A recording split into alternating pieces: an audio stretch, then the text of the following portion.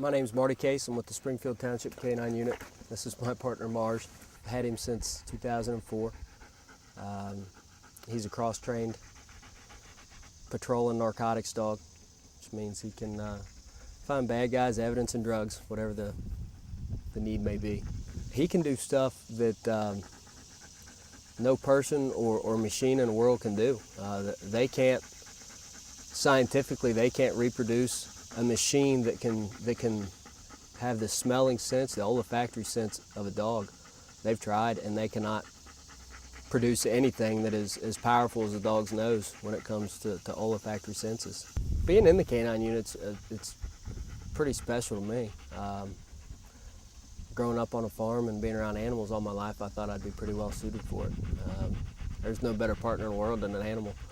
I mean, unlike people, they're always happy to see you. You know, he's with me at work, he's with me at home, goes home with me. You know, he's part of the family. And he's one of the more amazing dogs I've ever seen that's got that switch, and he can turn it off and on. He knows when he's at home, and when he's at home, he's just like anybody else's dog. The second you put him in that car, though, it's game on. He's excited to go, and you know, he's doing circles in the back of the car and barking at every construction worker and person on a motorcycle. He's always ecstatic to be at work, which sometimes is difficult to tolerate if you're not feeling good or whatever the case may be, not having the greatest of days. Been trying to sweet talk him into doing some of the driving or the paperwork, but he's not going for that yet.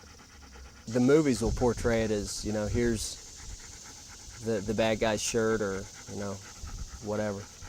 That's called scent discrimination, which is more like the bloodhounds and stuff like that. These guys, they track basically the freshest human odor. They don't have any scent discrimination. They don't care if you smell like a 50-year-old guy or a 16-year-old girl.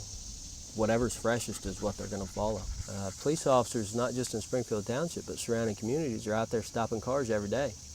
And you know, our job is to figure out the difference between the good guys and the bad guys. And that's not always the easiest job in the world, especially when the bad guys aren't real willing to give us any information. So with having the K-9 unit nice and close, we're allowed to walk that dog around the outside of the car. It doesn't prohibit anybody's liberties. And by doing that, we can get information that bad guy wouldn't have given us otherwise. Well, I mean, initially up front, you got to train. That's your full-time job for several months, just to get to the point where you're allowed to come out here and work the road as a police K-9 unit. And that's just the beginning. You know, it never fails with these guys that if you've got something you're trying to address or get better at, once you get it to where you want it, well, Newton's law, you know, you've now messed something else up by trying to get to a higher level in one area. Now all of a sudden something else is struggling, so you got to go back there and fix it. So it's continuous training, you know, the state realizes that, and they mandate. I mean, we have to go to 16 hours of training every month. You know, we're obviously one of the bigger departments in Hamilton County outside of the city and the county sheriff's office. As far as municipalities go, we're one of the bigger departments.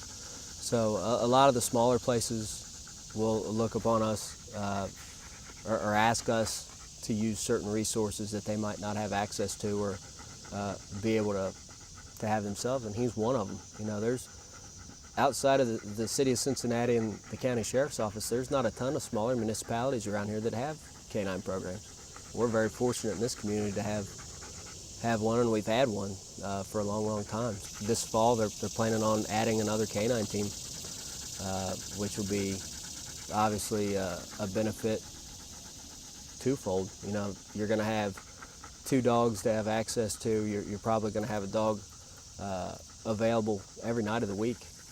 You know, whereas as it sits right now, you know, sometimes we get off days. So when they need a dog, they have to ask Forest Park or somebody close who's got a dog for help if we're not here.